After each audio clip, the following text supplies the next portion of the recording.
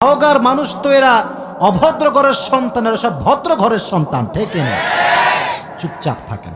তো যখন ফিরে আসবেন, হঠাৎ করে একজন লোক আসছে, এসে বলছে, আলী তুমি কি এই উটটা কিনবা? উট? বলেন কি? তো আলী বলছে, না ভাই টাকা পয়সা নাই, কেনার সম্ভব না।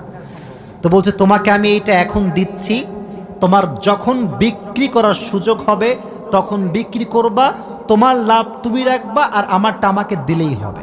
তো আলী বলছে, ঠিক আছে দাও। জাস্ট উটটা নিয়েছে, উট নিয়ে বাসায় ব্যাক করবে, আবার আরেকজন আসছে, বলছে ভাই এর দাম কত নেবেন বলেন। বলছে ভাই আপনি দাম বলেন। যে উটের দাম হোক 200 দিরহাম, ওই লোক আগেই বলছে আমি এটাকে তোমার কাছ থেকে 300 দিরহাম দিয়ে ক্রয় করে নিব। নিয়ে নিয়েছে উট। তাহলে আগে ছিল মাত্র কয় দিরহাম, এখন তিনি কয় দিরহামের মালিক হয়ে গেলেন?